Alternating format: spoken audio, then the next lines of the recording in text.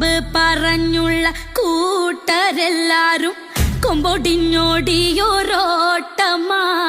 വീമ്പ് പറച്ചിലിൻ കാലം കഴിഞ്ഞപ്പോ LDF ജയം കാണടാ.